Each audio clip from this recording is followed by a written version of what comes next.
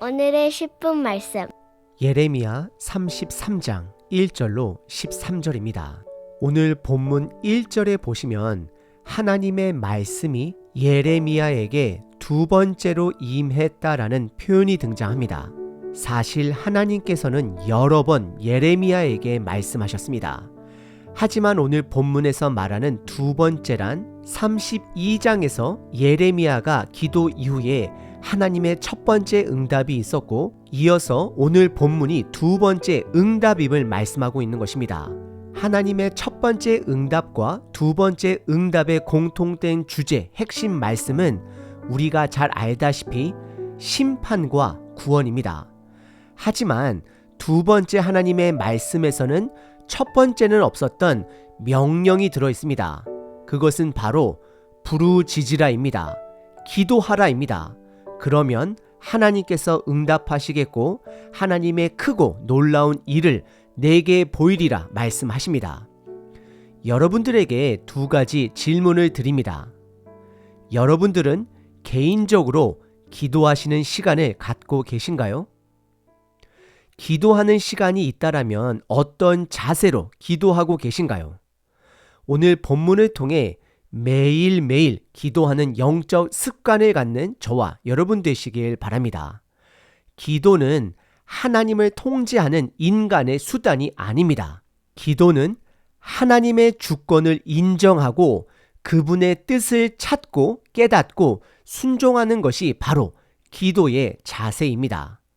오늘 본문은 크게 세 부분으로 구분해 볼 수 있습니다. 첫 번째는 두 번째로 찾아온 하나님의 말씀입니다. 그리고 두 번째는 심판과 구원을 반복해서 강조하십니다. 세 번째는 하나님 나라의 회복입니다. 첫 번째 부분은 예레미야에게 두 번째로 찾아온 하나님의 말씀입니다. 1절부터 3절입니다. 예레미야가 아직 시위대 뜰에 갇혀 있을 때에 여호와의 말씀이 그에게 두 번째로 임하니라. 이르시되 2절 이를 행하시는 여호와 그것을 만들며 성취하시는 여호와 그의 이름을 여호와라 하는 이가 이와 같이 이르시도다. 3절 너는 내게 부르짖으라. 내가 내게 응답하겠고 내가 알지 못하는 크고 은밀한 일을 내게 보이리라 말씀하십니다.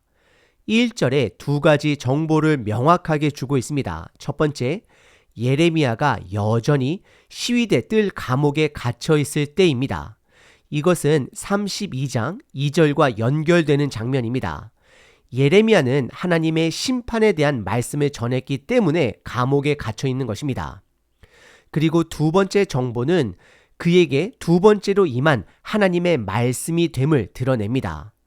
예레미야는 32장 초반부에 감옥에서 하나님께 기도했습니다.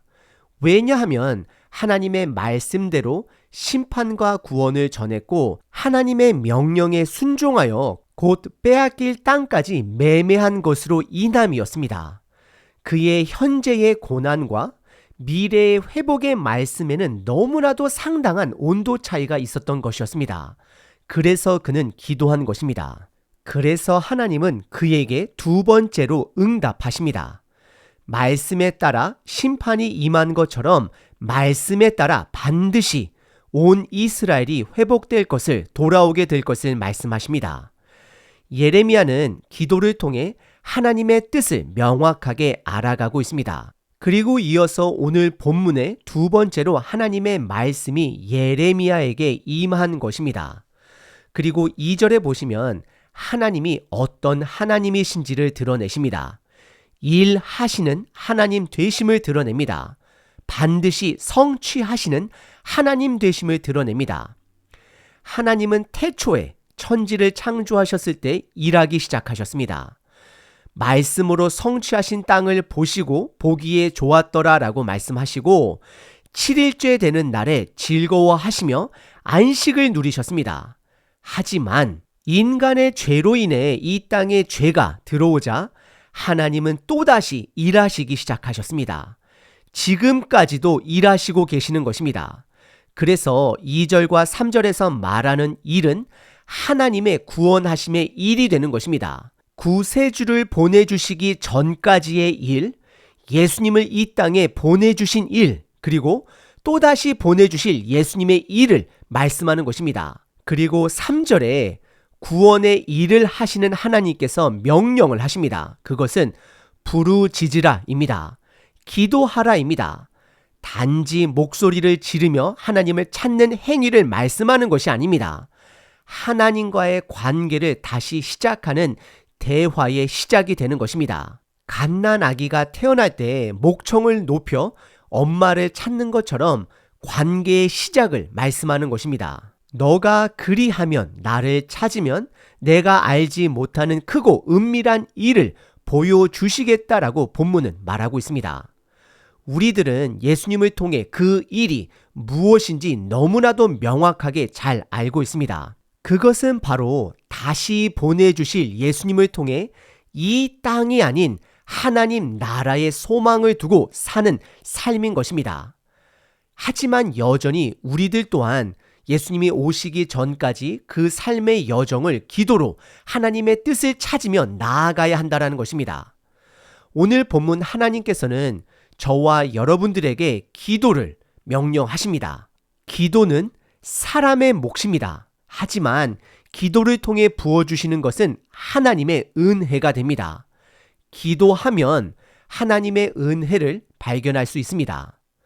두 번째 부분은 심판과 구원을 반복적으로 강조하십니다. 4절부터 9절입니다.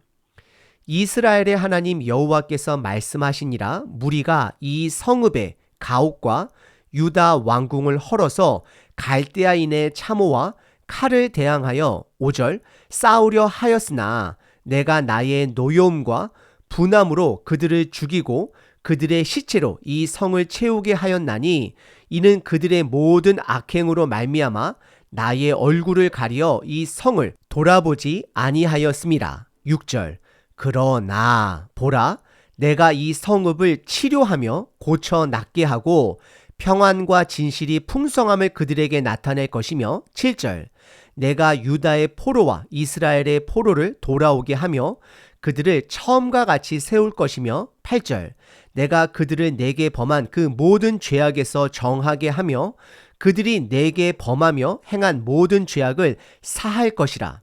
9절 이 성읍이 세계 열방 앞에서 나의 기쁜 이름이 될 것이며 찬송과 영광이 될 것이요 그들은 내가 이 백성에게 베푼 모든 복을 들을 것이요 내가 이 성읍에 베푼 모든 복과 모든 평안으로 말미암아 두려워하며 떨리라 라고 기록합니다. 우선 4절과 5절은 심판의 말씀을 먼저 하십니다. 5절에 먼저 보시면 심판의 이유를 분명하게 드러내십니다. 그것은 바로 이스라엘 백성들의 악행이다라고 말하고 있습니다. 하나님의 첫 번째 응답에 보시면 그들의 악행은 우상 숭배임을 확인하게 됩니다. 영적 간음, 영적 간통죄를 말하고 있는 것입니다. 그리하여 하나님은 심판의 말씀을 세 가지로 표현하십니다. 첫 번째 4절에 보시면 성을 헐겠다 말씀하십니다. 그리고 두 번째는 5절에 보시면 성을 시체로 가득 채우시겠다 말씀하십니다. 그리고 세 번째는 성으로부터 나의 얼굴을 여호와의 얼굴을 가리시겠다 말씀하십니다. 하나님은 성이라 표현하시며 성전 중심인 이스라엘 성읍을 직접 허무시고 시체로 채우시고 그들을 향해서 얼굴을 가리우시겠다, 등을 돌리시겠다라고 표현하고 있는 것입니다.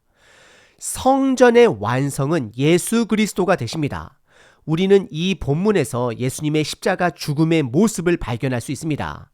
하나님은 실질적으로 예수님을 십자가 위에서 허무셨고 죽게 하셨고 그를 향하여 얼굴을 가리셨습니다.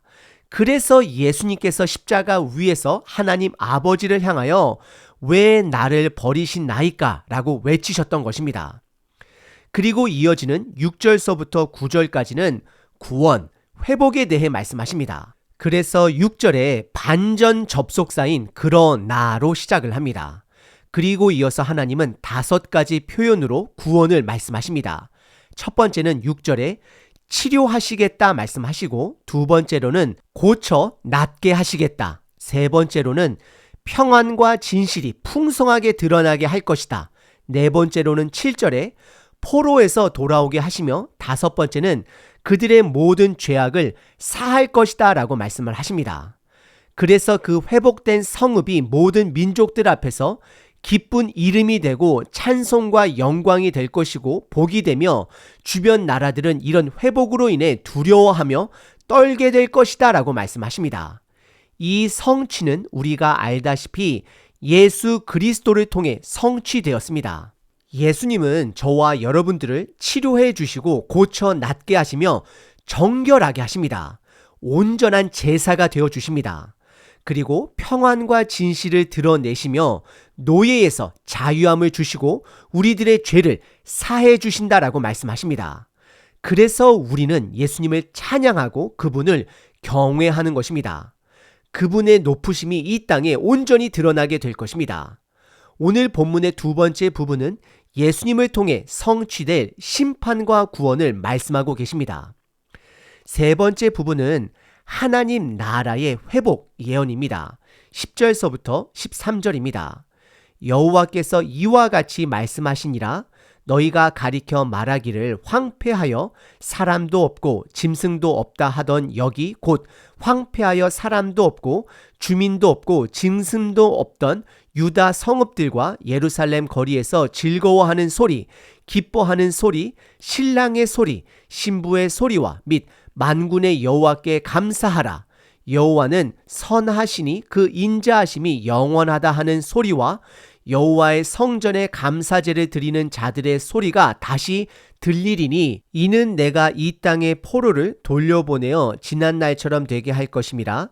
여호와의 말씀이니라. 12절 만군의 여호와께서 이와 같이 말씀하시니라. 황폐하여 사람도 없고 짐승도 없던 이곳과 그 모든 성읍에 다시 목자가 살 곳이 있으리니 그의 양떼를 눕게 할 것이라. 13절 산지 성읍들과 평지 성읍들과 네겝의 성읍들과 베냐민 땅과 예루살렘 사면과 유다 성읍들에서 양떼가 다시 계수하는 자의 손 아래로 지나가리라. 여호와께서 말씀하시니라 라고 기록합니다. 하나님의 심판으로 황폐해진 땅이 다시 하나님의 은혜로 살아나게 될 것을 예언합니다. 하나님의 심판으로 사람뿐만 아니라 짐승들조차도 사라졌습니다. 그 뜻은 죽은 땅이 되어버린 것입니다. 하지만 죽음이 가득한 그 땅에 하나님의 은혜로 사람들의 즐거워하는 소리, 신랑과 신부의 소리, 사람들 사는 소리가 회복이 되어지고, 더 나아가 찬양과 감사가 넘치며 예배가 회복되는 소리로 넘쳐나게 될 것을 말씀하십니다. 그래서 12절에 다시 한번 죽었던 땅이 하나님의 은혜로 생명의 땅으로 회복될 것을 반복하며 말하고 있습니다. 그리고 13절에 여러 땅들을 나열하며 남유다와 북이스라엘이 반드시 회복될 것을 강조합니다. 오늘 본문의 세 번째 부분은 하나님 나라의 회복 예언입니다. 오늘 본문은 예레미야에게 찾아온 하나님의 두 번째 말씀입니다. 예레미야의 현실은 지금 감옥 안에 있습니다. 어둡습니다. 아무것도 그가 할 수 없을 때에 하나님의 말씀이 그에게 두 번째로 찾아온 것입니다. 저와 여러분 삶에도 하나님의 말씀은 날마다 찾아옵니다. 사실 이제는 찾아오는 말씀이 아니라 이미 드러난 말씀을 우리가 찾아야 할 때입니다. 성경 말씀을 통해 드러난 말씀을 우리가 찾고 묵상할 때에 하나님의 말씀이 우리들에게 임할 것입니다. 그리고 그 말씀은 예레미야에게, 그리고 저와 여러분에게 부르짖으라, 나를 찾으라 라고 말씀하고 있는 것입니다. 이것은 단지 큰 소리로 외치라라는 것이 아닙니다. 어려운 현실 속에서도 하나님의 뜻을 찾으라는 것입니다. 성경 말씀을 붙들며 그것을 신뢰하며 하나님의 뜻을 찾아가고 더 나아가 순종하기까지 나아가야 함을 말씀하고 있는 것입니다. 하나님은 하나님 되십니다. 우리는 예배자입니다. 혹여나 기도를 통해 하나님을 통제하려 해서는 안 됩니다. 통제되시는 분이 아니십니다. 말씀과 기도는 연약한 저와 여러분들에게 주신 하나님의 은혜의 선물이 되는 것입니다. 매일 정해진 시간에 말씀과 기도로 하나님께 집중하는 시간을 가져보시면 어떨까요? 그리고 매 순간순간 내 현실의 어려움에 매여서 지내는 자가 아니라 하나님의 말씀을 되새기며 어려운 가운데서도 그분의 뜻을 찾는 저와 여러분 되시길 도전합니다. 예수님은 저와 여러분들에게 다음과 같이 기도하라 명령하십니다. 하늘에 계신 우리 아버지 되십니다. 이 땅이 아닌 하나님 나라의 소망을 두어야 합니다. 아버지의 이름을 거룩하게 하시며 아버지의 나라가 오게 하시며 아버지의 뜻이 하늘에서와 같이 이 땅에서도 이루어지게 하소서. 하나님의 뜻을 찾는 자가 되어야 합니다. 오늘 우리에게 일용할 양식을 주시고 우리가 우리에게 잘못한 사람을 용서하여 준 것 같이 우리의 죄를 용서하여 주시고 우리를 시험에 빠지지 않게 하시고 악에서 구하소서. 나라와 권능과 영광이 영원히 아버지의 것임을 고백합니다. 아멘. 항상 기뻐하라. 쉬지 말고 기도하라. 범사에 감사하라.